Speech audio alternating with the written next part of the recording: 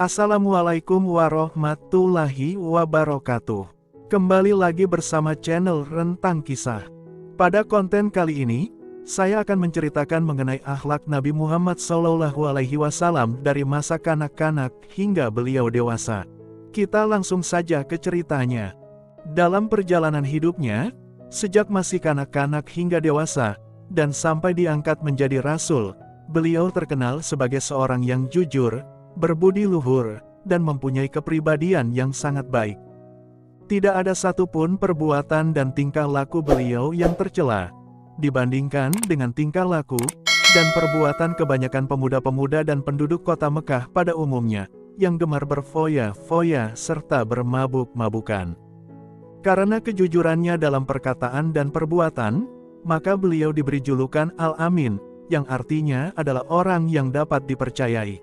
Beliau pun sangat benci kepada berhala. Beliau suka menjauhkan diri dari keramaian upacara pemujaan berhala itu. Nabi Muhammad SAW, sejak kecil hingga dewasa tidak pernah menyembah berhala, dan tidak pernah pula makan daging hewan yang disembelih.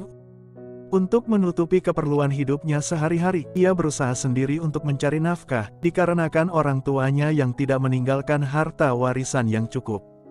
Setelah beliau menikah dengan Siti Khadijah, beliau kemudian berdagang bersama istrinya, dan kadang-kadang pula berserikat dengan orang lain.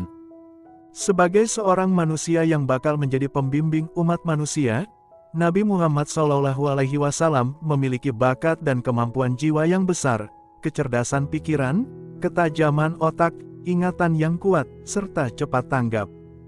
Segala pengalaman dalam hidupnya dapat dikelola dengan sempurna, baik dalam pikiran maupun hatinya. Beliau selalu ingat dan sangat mengerti akan sejarah negerinya, kesedihan masyarakat, serta runtuhnya agama pada bangsanya tersebut. Setelah mulai dewasa, Nabi Muhammad SAW mulai menyiapkan dirinya untuk mendapatkan pemusatan jiwa yang lebih mendalam, atau yang disebut dengan bertahannuts. Dalam bertahannuts, beliau memilih sebuah tempat di sebuah gua kecil yang bernama Hira. Tempat tersebut terletak pada sebuah bukit, yang bernama Jabal Nur, atau Bukit Cahaya, yang terletak kira-kira 2 atau 3 mil sebelah utara kota Mekah. Pada suatu waktu Nabi Muhammad SAW dengan daya pemikirannya yang jernih itu, mencoba berusaha untuk merenungkan tentang penciptaan alam semesta ini.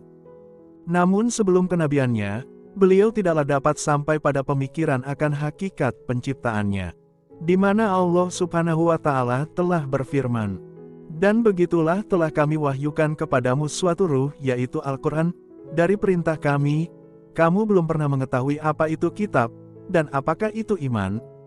Allah Subhanahu wa Ta'ala juga telah berfirman, "Dan dia dapati kamu dalam kebingungan, lalu dia diberi hidayah berupa kenabian." Sekian cerita singkat pada konten kali ini. Nantikan konten mengenai sejarah singkat tentang Nabi Muhammad SAW lainnya, hanya di channel Rentang Kisah. Jangan lupa subscribe, like, komen dan share videonya teman-teman. Terima kasih. Wassalamualaikum warahmatullahi wabarakatuh.